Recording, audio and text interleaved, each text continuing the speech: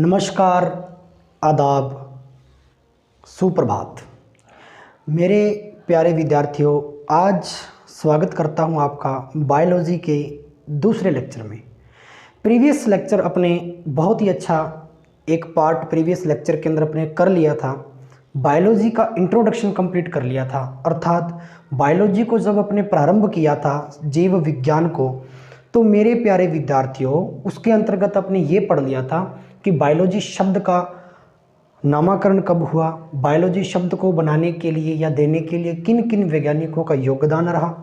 सबसे इम्पोर्टेंट बात अपने यह भी पढ़ ली थी कि जीवों का वर्गीकरण सर्वप्रथम किस वैज्ञानिक के द्वारा दिया गया और जीवों का वर्गीकरण सर्वप्रथम किन दो आधारों पर अपने किया गया।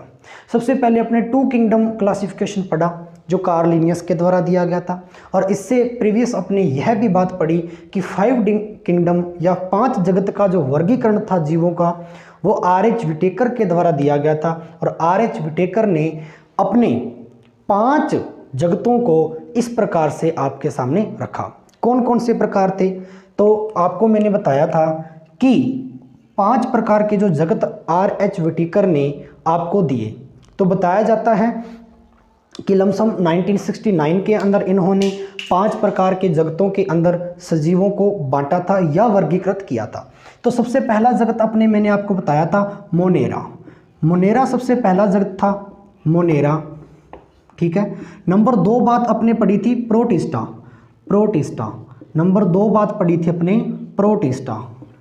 नंबर 2 अपने पढ़ा था जगत प्रोटिस्टा। और नंबर 3 मैंने आपको बताया था फंगी, या आप इसको फंगस भी कह सकते हो, या जिसको आप कवक के नाम से जानते हो, कवक। इसके बारे में बड़ा ही डिटेल से अपनी बात करेंगे। नंबर 4 आपको बताया था प्लांट्स या प्लांटी, ठीक है, जिसको आप कहते हो पेड़ पौधे या पादप। और नंबर 5 आपका था एनिमल या एनिमिलिया, प्राणी, प्राणी, ठीक है। तो यहाँ तक मेरे प्यारे विद्यार्थियों अपने पढ़ लिया था, यानी कि 5 जगतों के अंदर जब वर्गीकरण किया गया, मोनेरा, प्रोटिस्टा, फंगी या फंगस, या जिसे आपने कवक कहा, प्लांटी या पादप, या एनिमिलिया या प्राणी, ये 5 प्रकार के अपने जीवों को वर्गीकृत करके आर.एच. विटेकर ने व्याख्या प्रस्तुत की। सबसे इंपॉर्टेंट बात, उन्होंने आधार क्या माना? उन्होंने कहा कि कोई भी जीव है या कोई भी सजीव है वो कोशिका के आधार पर अपने बांटा जा सकता है कि किस जीव के अंदर कौन सी कोशिका पाई जा रही है, अर्थात कोई भी जीव है वो किस प्रकार की कोशिका से निर्मित है और कोई जीव है वो किस प्रकार की कोशिका से निर्मित है। तो इन्होंने कोशिका के आधार पर या सेल के आधार पर इन्होंने बताया। तो सेल के आधार पर जो बताया मेरे प्यारे विद्यार्थियों, तो वो क्या था? ध्यान दीजिए, बड़ा ही महत्वपूर्ण टॉपिक आपके सामने डिस्कस करने जा रहा हूं। तो इन्होंने कहा कि कोई भी जीव है या तो वो यूनिसेलुलर हो सकता है, या वो यूनिसेलुलर हो सकता है, और या वो मल्टीसेलुलर हो सकता है। मल्टीसेलुलर का मीन्स बहुकोशिकीय, या कोई भी जीव है, कोई भी ऑर्गेनिज्म है वो एक कोशिकीय हो सकता है। क्या हो सकता है प्यारे विद्यार्थियों? एक कोशिकीय जीव हो सकता है, एक कोशिकीय। तो मैंने क्या कहा? और मल्टी सेलुलर यानी कि बहुकोशिकीय, अर्थात कोई भी जीव है या तो वो किसी एक सिंगल सेल से या एक सिंगल कोशिका से या एक ही कोशिका से निर्मित होगा, पूरी उसकी संरचना, पूरी उसकी स्ट्रक्चर, या वो जीव किसी बहुकोशिकीय अर्थात एक या एक से अधिक, यानी कि एक से अधिक, मल्टीपल टाइम से सेल्स हैं वो आपस में जुड़ती चली जा रही होंगी और किसी भी जीव का निर्माण करती जा रही होंगी, अर्थात बहुकोशिकीय जीव, जैसे कि हम, है ना। और भी बताऊंगा आपको इसके अंदर आगे, अपने धीरे धीरे आहिस्ता आहिस्ता इन चीज़ों को डिफाइन करते चले जाएंगे। तो मेरे प्यारे विद्यार्थियों, एक कोशिकीय जीव। अब अपन बात करते हैं कि इन पूरे के पूरे 5 जगतों के अंदर ऐसे कौन से जगत के जीव थे जिनको तो एक कोशिकीय जीवों की कैटेगरी के अंदर रखा गया, और इन 5 जगतों में से ऐसे कौन से जगत थे जीवों के जिनको बहुकोशिकीय जीवों की कैटेगरी अर्थात श्रेणी में रखा गया। मेरे प्यारे विद्यार्थियों, एक कोशिकीय जीवों के अंदर 2 प्रकार के जगतों को रखा गया। सबसे पहले उन्होंने बताया कि मोनेरा जो जगत के प्राणी हैं वो एक कोशिकियां हैं। Number 2 protista. प्रोटिस्टा अपने जो प्रोटिस्टा प्रकार के हैं, यानी कि जो 2 नंबर आपका किंगडम है, 2 नंबर जो आपका जगत है जीवों का, प्रोटिस्टा। तो क्या सीखे आपने कि मोनेरा जो है, मोनेरा जगत के अंदर जितने भी जीव आते हैं, सबसे अच्छा उदाहरण बता देता हूं इसके अंदर जो आपको मिलता है वो मिलता है जीवाणु अर्थात बैक्टीरिया। बड़ा ही इंपॉर्टेंट पार्ट है, अर्थात बैक्टीरिया। मैं यहां लिख सकता हूं बैक्टीरिया। तो बैक्टीरिया के बारे में आज अपने अच्छे से विस्तार पूर्वक अध्ययन करेंगे। जीवाणु के बारे में, जीवाणु क्या है, किस प्रकार से ये अपने अर्थ के अंदर सर्वाइव करता है ना, और इसके क्या क्या फीचर्स हैं, क्या क्या प्रॉपर्टीज़ हैं, क्या क्या इसकी विशेषताएं हैं, कौन कौन से इसके गुण हैं। अब बात करते हैं मेरे प्यारे विद्यार्थियों प्रोटिस्टा के बारे में। तो प्रोटिस्टा जो जगत है इसके अंदर कौन कौन से जीव रखे गए, तो जहाँ तक आपको मैं बता दूँ उदाहरणतः, इसके अंदर आपके आते हैं पैरामीशियम, जिसके बारे में आपने सुना होगा। पैरामीशियम है, अमीबा है ना। अमीबा तो बड़ा ही कॉमन सा जंतु है जिसके बारे में सभी ने 8th और 7th क्लास की किताबों के अंदर विज्ञान में पढ़ा है। पैरामीशियम है, अमीबा है, प्लाज्मोडियम है, यूग्लिना और जितने भी डायटम्स, ठीक है। तो ये सारे के सारे जो आपके सामने रखे गए हैं ये किस श्रेणी के अंदर आते हैं मेरे प्यारे विद्यार्थियों? प्रोटिस्टा की श्रेणी में आते हैं। किस श्रेणी में आते हैं? प्रोटिस्टा की श्रेणी में आते हैं। फिर से चीज़ों को समझिए, बड़े ही ध्यानपूर्वक चीज़ों को समझिए, बड़ा ही इंपॉर्टेंट सेशन है। बिल्कुल आपको आहिस्ता आहिस्ता चीज़ों को समझना है, बिल्कुल आपको आहिस्ता आहिस्ता, धीरे धीरे आपका इंटरेस्ट डेवलप होगा बायोलॉजी के अंदर और चीज़ें आपको गहनता से समझ में आने लगेंगी। कंप्लीट है यहाँ तक? कोई भी किसी भी चीज़ के अंदर कोई भी चीज़ समझ में नहीं आ रही है तो मेरे प्यारे विद्यार्थियों कमेंट सेक्शन के अंदर आपको कमेंट करके अवश्य बताना है कि यहाँ से अपने को चीज़ें समझ में नहीं आ रही है, और भी इसके अंदर इम्प्रूवमेंट करके आपको अच्छे से समझाया जाएगा। चलो ध्यान दीजिए, वापस आप टॉपिक पर आते हैं। मैंने क्या बताया कि कोशिका के आधार पर, फिर से मैं थोड़ा रिवाइज करता हूं, कोशिका के आधार पर इन 5 जगतों को बांटा गया, अर्थात R.H. व्हिटेकर ने आधार जो लिया जीवों को बांटने का, जीवों को समझाने का, वो सेल लिया अर्थात कोशिका ली। उन्होंने कहा कि पूरे पृथ्वी पर पाए जाने वाले जितने भी जीव हैं या तो वो एक कोशिकीय हो सकते हैं या वो बहुकोशिकीय जीव हो सकते हैं। एक कोशिकीय जीवों का मतलब क्या होता है मेरे प्यारे विद्यार्थियों? जो किसी एक सिंगल सेल से अर्थात किसी एक कोशिका से निर्मित हों, एक कोशिका से क्या हो?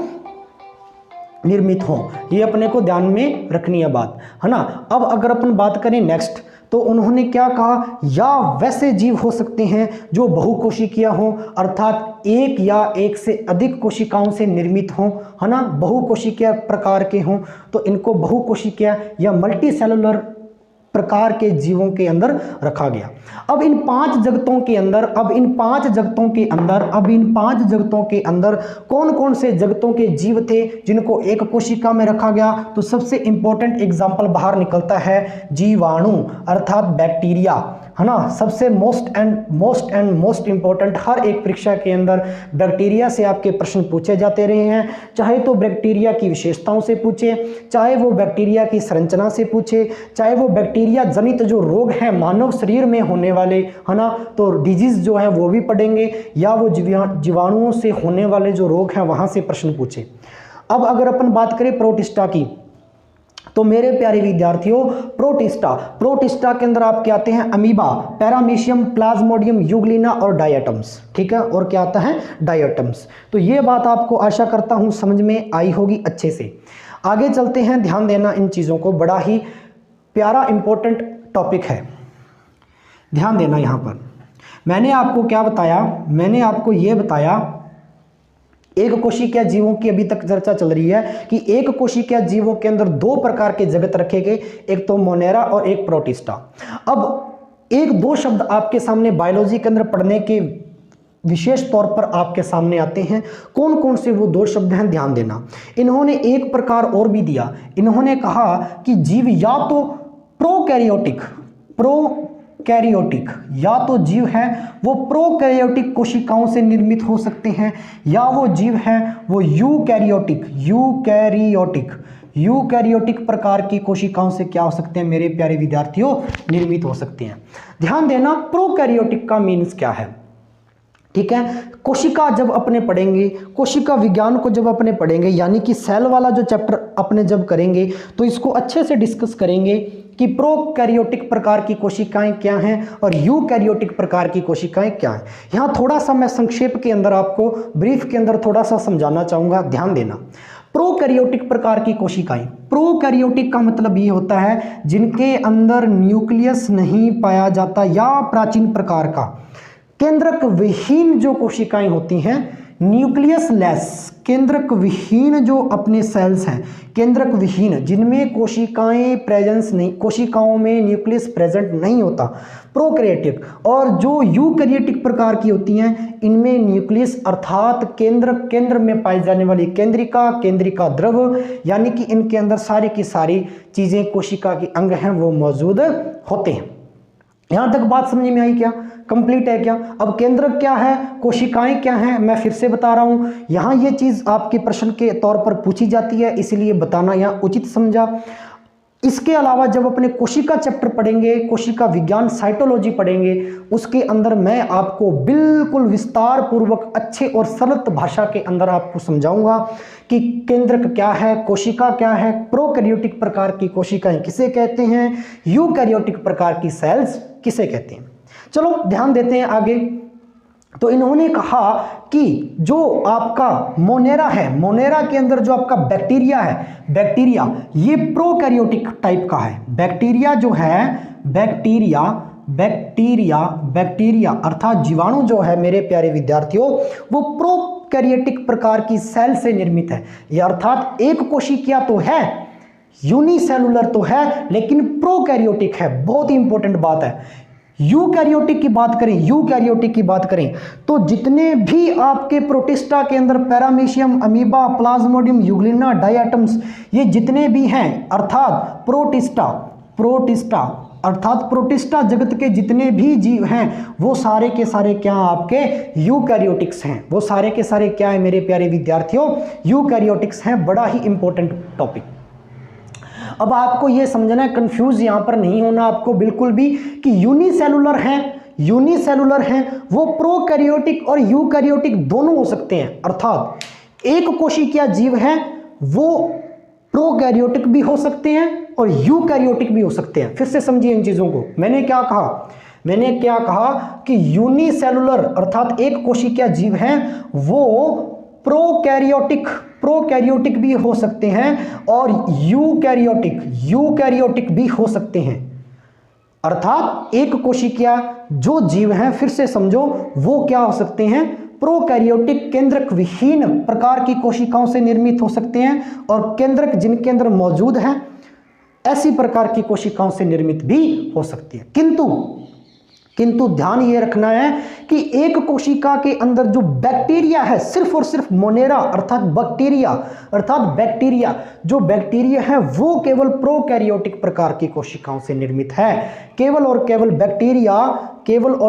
बैक्टीरिया यहां पर मैं आपके सामने लिख दिए देता हूं, बिल्कुल मेंशन कर देते हैं यहां पर, जो आपका बैक्टीरिया है वो केवल प्रोकैरियोटिक प्रकार की कोशिकाओं से निर्मित है। अर्थात प्रोकैरियोटिक प्रकार की सेल्स इसके अंदर मौजूद है, प्रोकैरियोटिक है। बैक्टीरिया जो है वो क्या है, प्रोकैरियोटिक है। लेकिन इसके अंदर बात करते हैं प्रोटिस्टा के अंदर जो आपकी सेल्स है, जितने भी इसके अंदर ऑर्गेनिज्म जीव हैं वो सारे के सारे यूकैरियोटिक से निर्मित है। अमीबा की बात कर लेते हैं। बेसिकली इसके अंदर अमीबा, अब अमीबा के अंदर केंद्रक पाया जाता है, आपने पढ़ा है, ऐसी स्ट्रक्चर होती है बिल्कुल अमीबा की। केंद्रक पाया जाता है, केंद्रक की वजह से ही तो वो अपना भोजन करता है, केंद्रक की वजह से ही तो वो क्या करता है, प्रजनन अर्थात अपने भागों के अंदर विभक्त होता है, अपने से ही एक नया जीव और तैयार कर लेता है ना। तो केंद्रक अमीबा के अंदर प्रेजेंट होता है ना। अमीबा के अंदर क्या है, केंद्रक प्रेजेंट है, अर्थात यूकैरियोटिक प्रकार की कोशिकाओं से निर्मित है, इसीलिए इसको यूकैरियोटिक प्रकार की सेल के अंदर इसको रखा गया। यहां तक मेरी बात समझ में आई है क्या?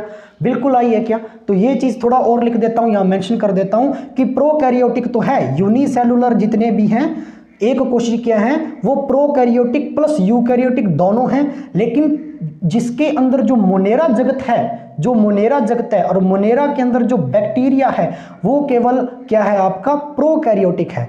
इसके अलावा आपका प्रोटिस्टा और प्रोटिस्टा में पाए जाने वाले जितने भी जीव हैं, है ना, जितने भी ऑर्गेनिज्म हैं वो सारे के सारे यूकैरियोटिक टाइप के हैं।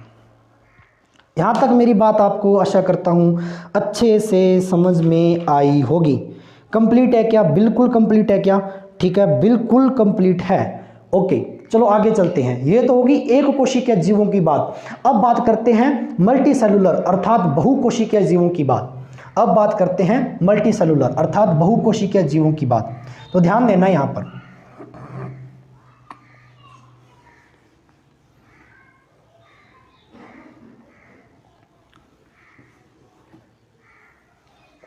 ध्यान देना विद्यार्थियों। बहुकोशिकीय जीवों की बात करें, अपने बहुकोशिकीय जीवों की बात, मल्टी सेलुलर की बात करें, तो मैंने क्या बताया, एक कोशिकीय के अंदर क्या कौन कौन से आपके जगत रखेंगे, जो R.H. विटिकर ने आपके क्लासिफिकेशन किया था, क्लासिफिकेशन ऑफ ऑर्गेनिज्म जो आप पढ़ रहे हो, है ना, जंतुओं अर्थात जीवों का, सजीवों का वर्गीकरण जो पढ़ रहे हैं, अपने क्लासिफिकेशन पढ़ रहे हैं, उसके अंदर सबसे पहले मोनेरा, है ना, मोनेरा को एक कोशिका में रखा गया। नंबर 2 अपने और किसको रखा गया, प्रोटिस्टा को अपने रखा गया। और किसको रखा गया, प्रोटिस्टा को। 2 जगत यहां पर वेरीफाई हो गए, कंप्लीट हो गए। अब बात करते हैं बहुकोशिका में, तो जितने भी इसके अलावा बच गए, फंगी अर्थात कवक, नंबर 4 प्लांट्स या प्लांटी अर्थात पादप, और नंबर 5 एनिमिलिया या एनिमल्स, ये अर्थात प्राणी। तो ये जो जितने भी इसके अंदर बच गए हैं, इसके अलावा जितने भी जगत बच गए हैं मेरे प्यारे विद्यार्थियों, ये सारे के सारे किस कैटेगरी के अंदर रखे गए, ये सारे के सारे किस कैटेगरी के अंदर रखे गए, ये कैटेगरी के अंदर रखे गए मल्टी सेलुलर टाइप के जीव। ये मल्टी सेलुलर टाइप के जीव हैं, अर्थात बहुकोशिकीय जीव हैं, एक या एक से अधिक कोशिकाओं से निर्मित हैं, एक से अधिक कोशिकाओं से क्या है ये निर्मित है। यहां तक मेरी बात समझ में आई है क्या? बिल्कुल। फिर से रिवाइज कर दिए देता हूं कि जो एक कोशिकीय जीव है उसके अंदर मोनेरा और प्रोटिस्टा प्रकार के जीव आते हैं। इसके उदाहरण मैंने आपको बता दिए, ठीक है। इसके अंदर कौन कौन से जीव आते हैं, फंगस के अंदर कौन कौन से प्रकार के कवक हैं, कितने प्रकार के कवकों को पढ़ाया गया है, किस किस प्रकार से अपने, है ना, तो वो सारी की सारी जैसे फंगस टॉपिक आएगा उसके अंदर अपने विस्तार पूर्वक अध्ययन करेंगे। इसके बाद में बात करते हैं प्लांट या पादप या पेड़ पौधे, प्लांटी जो जगत है आपका, है ना, तो प्लांट्स इसके अंदर कौन कौन से टाइप है बॉटनी के अंतर्गत जो पढ़ा जाता है अपने वनस्पति विज्ञान में, है ना, तो वो सारे की सारी अपने बातें यहाँ पर करेंगे। और साथ ही साथ आपको अपने पढ़ेंगे बिल्कुल अंतिम जो सबसे बड़ा इसके अंदर जगत है जो आपका एनिमिलिया है अर्थात प्राणी, है ना, अर्थात एनिमल। यहां तक मेरी बात समझ में आई है क्या? कंप्लीट है क्या? साथ साथ में नोट करते जाएं, बड़ा ही इंपॉर्टेंट सेशन है, बड़ा ही महत्वपूर्ण सेशन है, ठीक है ना। अक्सर ये वाला जो पार्ट है बायोलॉजी का अधिकांशतः बच्चों को बहुत ही कम समझ में आता है, क्योंकि अभी तक जो आपको पढ़ाया जाता है और आप एग्ज़ाम पॉइंट ऑफ व्यू से जो तैयार करते हैं मटेरियल, वो सारा का सारा आपका कौन सा होता है, वो होता है मानव शरीर के तंत्र या अर्थात ह्यूमन फिजियोलॉजी, है ना, या इसके अलावा ज़्यादा से ज़्यादा आप थोड़ा बहुत क्या कर लेते हो, जेनेटिक्स वगैरह पढ़ लेते हो, कोशिकाओं के बारे में अध्ययन कर लेते हो। किंतु यहाँ से आपकी 0 लेवल से बायोलॉजी स्टार्ट होती है। जब आपको कोशिकाओं के बारे में ज्ञान हो जाएगा, जीवों के उत्पत्ति के बारे में ज्ञान हो जाएगा, वायरसेस बैक्टीरिया के बारे में जब आप विस्तार पूर्वक अध्ययन कर लेंगे तो आपको बिल्कुल ह्यूमन फिजियोलॉजी अच्छे से और सरल भाषा के अंदर आपको समझ में आएगी, बड़े ही अच्छे ढंग से। इसीलिए मेरा पढ़ाने का पहले ये टॉपिक अर्थात बायोलॉजी को प्रारंभ 0 से करने का मकसद था, वो ये था। चलो आगे चलते हैं, फिर से अपने इसको टॉपिक को आगे लेकर चलते हैं। अब अपने पढ़ते हैं इसका पहला ही जगत मोनेरा, और मोनेरा के अंदर सबसे ज़्यादा अपने डिस्कस करेंगे किसकी, बैक्टीरिया की अर्थात जीवाणु की। तो ध्यान दीजिए मेरे प्यारे विद्यार्थियों, जीवाणुओं के बारे में अपने पढ़ते हैं, बैक्टीरिया के बारे में अपने डिस्कस करते हैं। ध्यान दीजिए, यहाँ पर बड़ा ही इंपॉर्टेंट पार्ट आपको बताने जा रहा हूँ या करवाने जा रहा हूँ। ध्यान दीजिए, बैक्टीरिया अर्थात जीवाणु। मेरे प्यारे विद्यार्थियों, ये तो आपने सुना भी होगा और आपने छोटी क्लासों से पढ़ा भी होगा, कोशिका की उत्पत्ति अर्थात सर्वप्रथम जो कोशिका की खोज हुई तो लगभग किसने की और किस सन में की, ये सारी की सारी आपको स्टोरी पता है, फिर भी मैं थोड़ा सा संक्षेप में बताना चाहूँगा। ध्यान देना, अपने मोनेरा पढ़ रहे हैं और मोनेरा के अंदर सबसे पहले अपने बैक्टीरिया का अध्ययन कर रहे हैं अर्थात जीवाणु, बैक्टीरिया अर्थात जीवाणु। ध्यान देना, जीवाणुओं के बारे में पढ़ाने जा रहा हूं, बैक्टीरिया के बारे में पढ़ाने जा रहा हूं। ध्यान देना, बड़ा ही प्यारा टॉपिक है मेरे प्यारे विद्यार्थियों। बैक्टीरिया के बारे में अगर आपको बताया जाए तो बैक्टीरिया जो है आपको ये पता होगा कि जो कोशिका है, कोशिका की उत्पत्ति जो हुई थी वो लमसम आपका जो टाइम था, जो टाइम ऑफ पीरियड था वो 1665 लगभग बताया जाता है। 1665 के अंदर कोशिका की खोज हो गई थी, अर्थात कोशिका के बारे में ज्ञान हो गया था कि किसी भी जीव या पेड़ पौधे का जो स्ट्रक्चर है, उसकी संरचना है, उसकी संरचनात्मक इकाई है, वो कहाँ से है, कौन सी है, वो एक सेल है, एक कोशिका है, एक छोटा सा एक बिंदु है। यहाँ बात करते हैं नेक्स्ट, किसने की ये भी आपको पता है, रॉबर्ट हुक के द्वारा की गई थी। रॉबर्ट हुक के द्वारा सबसे पहले कोशिका की खोज की गई थी मृत पौधे की छाल में, मृत पेड़ की छाल में, है ना। सर्वप्रथम इन्होंने कोशिका को कहाँ देखा था, मृत पेड़ की एक छाल में से कोशिका को देखा था। यहाँ तक आपको सभी को पता है, बिल्कुल कंप्लीट हुई बात। अब बात करते हैं इसके बाद में, यहाँ तक तो आपको सभी को मालूम और बेसिक सी बात है जो आपको बताना मैंने उचित समझा। बैक्टीरिया की स्टोरी कहाँ से प्रारंभ होती है, अर्थात ये मान लीजिए आप माइक्रोबायोलॉजी, सूक्ष्म जीव विज्ञान अध्ययन की दृष्टि से कहाँ से सामने आता है, तो वो अब इस स्टोरी से सामने आएगा। ध्यान देना, मृत कोशिका को जब रॉबर्ट हुक ने 1665 में देखा, इसके बाद में काफ़ी टाइम बाद एक वैज्ञानिक और आपके सामने आते हैं, एंटोनी वॉन ल्यूवेनहॉक।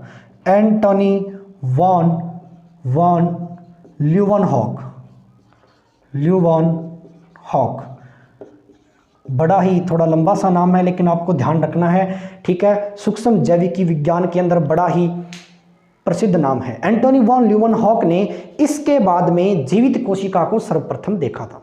सबसे इंपॉर्टेंट फैक्ट मैंने क्या बताया, तथ्य को नोट करना मेरे प्यारे विद्यार्थियों। जीवित कोशिका को अपने ही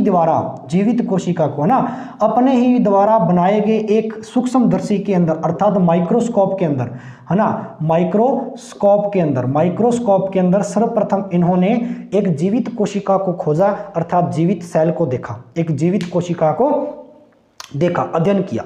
इसीलिए सूक्ष्म जीव विज्ञान का जनक या फादर ऑफ माइक्रोबायोलॉजी किसे कहा गया है, एंटोनी वॉन ल्यूवेनहॉक। ठीक है, ये आपको ध्यान में रखना है, ये बड़ा ही इंपॉर्टेंट क्वेश्चन है, आपसे बार बार परीक्षा में पूछा जाता रहा है कि सूक्ष्म जीव विज्ञान का जनक किसे कहा गया, अर्थात फादर ऑफ माइक्रोबायोलॉजी किसे कहा गया, तो एंटोनी वॉन ल्यूवेनहॉक को। कारण क्या था, क्यों माना जाता है इसको सूक्ष्म जीव विज्ञान का जनक अर्थात फादर ऑफ माइक्रोबायोलॉजी, क्योंकि सर्वप्रथम इन्होंने जीवित कोशिका को माइक्रोस्कोप के अंदर देखा था, है ना, इन्होंने जीवित कोशिका को देखा था।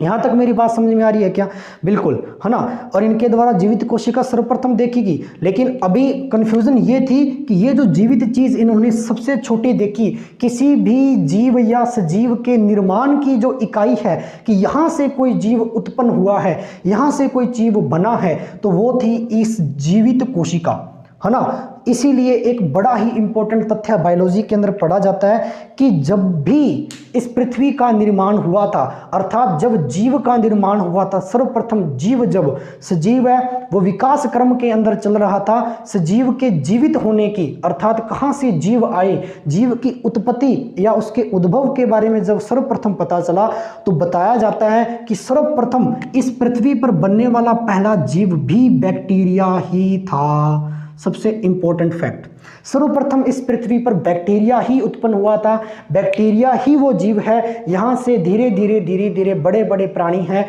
उनका निर्माण हुआ, धीरे धीरे बड़े बड़े प्राणी आपके सामने आए। सर्वप्रथम जीवित कोशिका के रूप में बैक्टीरिया को देखा गया, अर्थात बैक्टीरिया सर्वप्रथम है वो यहाँ पर इस पृथ्वी पर सर्वाइव करने लगा। बैक्टीरिया ने सर्वप्रथम है वो लाइफ प्रोसेस यानी कि जीवन की प्रक्रिया, जीवन की शुरुआत है धरती पर, वो प्रारंभ की। एक फैक्ट और बता दूं, जीवन बैक्टीरिया जीवाणु से ही प्रारंभ हुआ है, एक सिंगल कोशिका से ही प्रारंभ हुआ है। और कभी भी जीवन जब खत्म होगा, कभी भी पृथ्वी का जब विनाश होगा, डिस्ट्रॉयड होएगी जब भी, तब भी वन एंड ओनली एक ही जीव इस धरती पर बचेगा, बैक्टीरिया, ओनली फॉर जीवाणु। इसलिए आपकी अध्ययन की दृष्टि से बड़ा ही महत्वपूर्ण ये पार्ट है जीवाणु। जीवाणु के बारे में आपको नॉलेज होना ही चाहिए, इसके बारे में आपको पता होना ही चाहिए। ध्यान देना यहाँ पर। हाँ जी, बैक्टीरिया, इसीलिए जीवित कोशिका को सर्वप्रथम एंटोनी वॉन ल्यूवेनहॉक ने देखा। लेकिन अब सबसे बड़ा मुद्दा ये था कि ये जो कोशिका इन्होंने देखी, अब इसका नाम क्या रखा जाए, इसको क्या बोला जाए। इन्होंने इसीलिए इसको एक नाम दिया एनिमल क्यूले, एनिमल क्यूले। ठीक है, ये ग्रीक लैंग्वेज का वर्ड है, ठीक है ना, एनिमल क्यूले। तो एनिमल क्यूले इन्होंने सर्वप्रथम नाम दिया। ध्यान देना, बड़े ही इंपॉर्टेंट फैक्ट है ना। जो कोशिका की इन्होंने जीवित कोशिका की खोज की थी, उसी का नाम इन्होंने एनिमल क्यूले रखा। कुछ समय बाद एक वैज्ञानिक, आप यहाँ बायोलॉजी के अंदर एक और वैज्ञानिक का नाम पढ़ते हैं, ठीक है, जिन्होंने इसका नाम सर्वप्रथम बैक्टीरिया अर्थात जीवाणु रखा था। बड़ा ही इंपॉर्टेंट है, क्रिश्चियन एरेनबर्ग, क्रिश्चियन एरेनबर्ग। और ये जो नाम है या ये जो क्वेश्चन है वो बार बार परीक्षा के अंदर पूछा गया है, बड़ा ही इंपॉर्टेंट है। मैंने क्या बताया, मैंने ये बताया कि क्रिश्चियन एरेनबर्ग ने सर्वप्रथम जो एनिमल क्यूले टाइप का जो जीव खोजा गया था उसको बैक्टीरिया बोला, अर्थात बैक्टीरिया नाम दिया। तो बैक्टीरिया जो नाम है वो सर्वप्रथम किस वैज्ञानिक के द्वारा दिया गया था, याद रखना है, नोट कर लेना, क्रिश्चियन एरेनबर्ग के द्वारा दिया गया था। बहुत ही इंपॉर्टेंट पार्ट है। यहाँ तक बात मेरी समझ में आई क्या? यहाँ तक बात कंप्लीट हुई है क्या? बिल्कुल ठीक है, बात कंप्लीट हुई है तो आप इस चीज़ को नोट करते चले जाएं ताकि अपन आगे इसके बारे में डिस्कस करें और आगे इसके बारे में और पढ़ें। तो ध्यान देना मेरे प्यारे विद्यार्थियों, बड़ा ही इंपॉर्टेंट पार्ट आपको बताने लग रहा हूँ। तो यहाँ तक बैक्टीरिया के बारे में आपको अच्छे से समझ में आया गया होगा, ठीक है, कि बैक्टीरिया की स्टोरी कहाँ से प्रारंभ होती है, किसने जीवित कोशिका देखी, सर्वप्रथम बैक्टीरिया को देखा, उसका क्या नाम सर्वप्रथम रखा गया, उसके बाद में किस वैज्ञानिक के द्वारा या बायोलॉजिस्ट के द्वारा ये बैक्टीरिया अर्थात जीवाणु नाम दिया गया। ये बड़ी ही इंपॉर्टेंट बात है। देखिए यहाँ अपने ये भी पढ़ना है, यहाँ से भी आप अंदाजा लगा सकते हैं कि सर्वप्रथम बैक्टीरिया ही आया होगा इस धरती पर सर्वाइव, इसने ही लाइफ की होगी। जीवाणु, देखो नाम से पता लग रहा है जीवाणु, जीव प्लस अणु, जीव का मतलब जो जीवित है, जो लिविंग है ना, जो सजीव है। अणु, जीवाणु, अणु एक ऐसा मॉलिक्यूल्स, एक ऐसा अणु, एक ऐसा छोटे से छोटा पार्ट, एक ऐसा छोटे से छोटा पार्टिकल, कण जो जीवित अवस्था में है, जो सबसे छोटा है, जीवित अवस्था से है, अर्थात जीवन जिसके अंदर मौजूद है। यहां तक मेरी बात समझ में आई, इसीलिए इसको जीवाणु कहा गया। ठीक है, आगे चलते हैं नेक्स्ट। इसको साफ करने लग रहा हूँ, ध्यान देना। जीवाणु के बारे में अभी और भी बहुत सारी चीज़ें अपने डिस्कस करेंगे, थोड़ा ध्यान देना, यहाँ पर बड़ा ही इंपॉर्टेंट पार्ट आपको बताने जा रहा हूँ। यहाँ तक जीवाणु के बारे में जितने फैक्ट बताए समझ में आने लग रहे हैं क्या?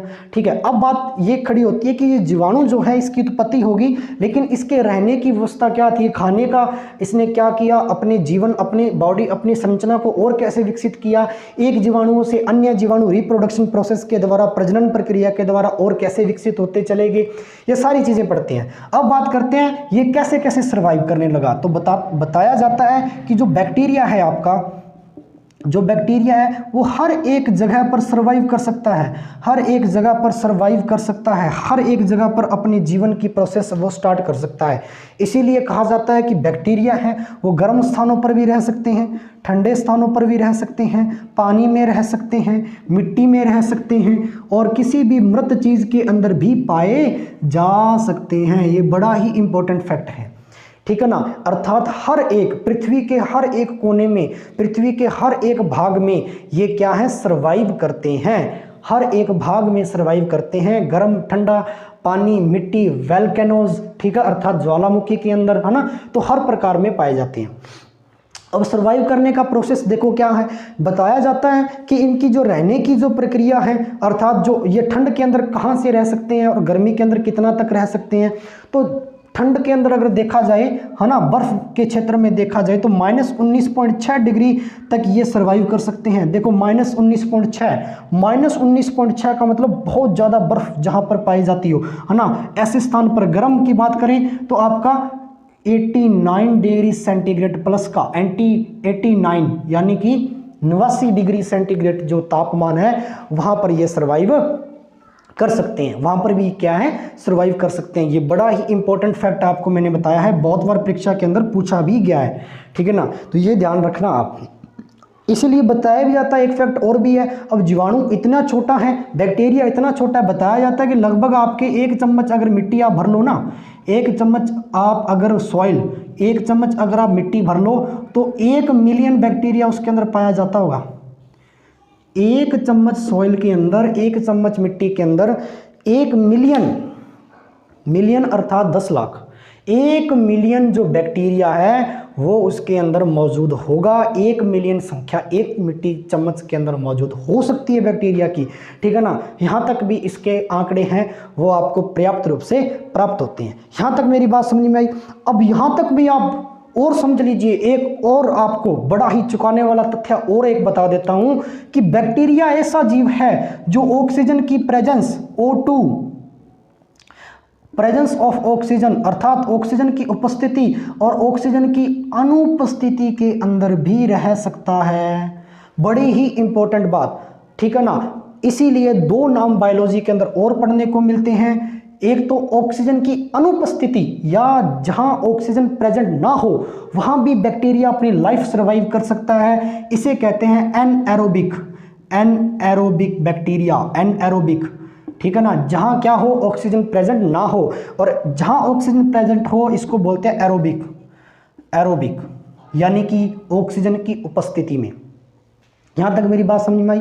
तो मैंने क्या बताया, मैंने ये बताया कि एरोबिक क्या है और अनएरोबिक क्या है। तो एरोबिक का मतलब ये हो गया कि जहाँ ऑक्सीजन मौजूद है वहाँ तो बैक्टीरिया पाया ही जाता है, अपनी जीवन को सर्वाइव करता है। लेकिन जहाँ ऑक्सीजन बिल्कुल नहीं है, ऑक्सीजन मौजूद ही नहीं है ना, जीने के लिए जो जीवनदायिनी गैस है वो भी ही नहीं है, तो भी बैक्टीरिया रह सकता है, अपनी बॉडी को वो क्या कर सकता है, विकसित कर सकता है, अपनी लाइफ प्रोसेस वो प्रारंभ करके अंत तक निपटा सकता है। यहाँ तक बात समझ में आई क्या। तो अनएरोबिक प्रोसेस।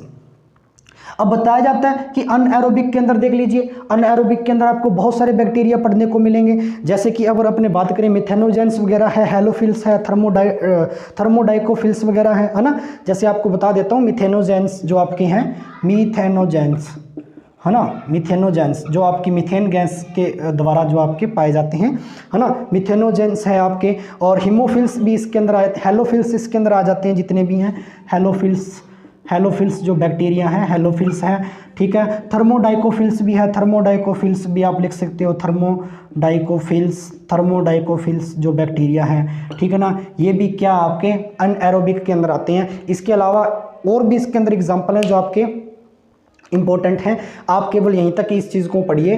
अगर बात करें मिथेनोजेंस, हेलोफिल्स और थर्मोडाइमिक आदि एटसेट्रा, ये जो जितने प्रकार के आपके बैक्टीरियाज हैं वो क्या हैं, अनएरोबिक अर्थात ऑक्सीजन की अनुपस्थिति के अंदर सर्वाइव कर सकते हैं। इसके अलावा जितने भी आपके बैक्टीरियाज जो बच गए हैं वो ऑक्सीजन की प्रेजेंस के अंदर क्या करते हैं, अपने जीवन को निरंतर वो चालू रखते हैं, यानी कि स्टार्ट रखते हैं। यहाँ तक मेरी बात आपको समझ में आने लग रही है क्या? बिल्कुल कंप्लीट, ठीक है। तो आज के सेशन के अंदर इतनी ही बात रखेंगे अपने, ठीक है। इसके अलावा कल नेक्स्ट आपके लेक्चर के अंदर बायोलॉजी के अंदर अपने पढ़ेंगे, ठीक है, कि सबसे बड़ा बैक्टीरिया, सबसे छोटा क्या साइज होता है, ठीक है, बैक्टीरिया की संरचना क्या है, कितने प्रकार से बैक्टीरिया है वो अपने शरीर को तैयार करता है, अर्थात बैक्टीरिया के आकार कितने प्रकार से हैं, है ना, बैक्टीरिया के साइज, शेप के आधार पर कितने भागों में वर्गीकृत किया गया है ना। तो ये सारी की सारी डिटेल है, विस्तार पूर्वक अपने कल वाले लेक्चर के अंदर इसको खत्म करेंगे। यहाँ तक मेरी बात समझ में आई है क्या? बिल्कुल ठीक है मेरे प्यारे विद्यार्थियों, आज के लिए इतना ही। अगर आपको सेशन अच्छा लगा हो ये बायोलॉजी का सेकंड लेक्चर, है ना, तो आप ज़्यादा से ज़्यादा वीडियो को शेयर करना, ठीक है। कमेंट करके बताना कि सेशन कैसा लगा, समझ में अच्छे से आने लग रहा है। जहाँ कोई प्रॉब्लम है कमेंट के अंदर आप मेरे से डिस्कस कर सकते हैं।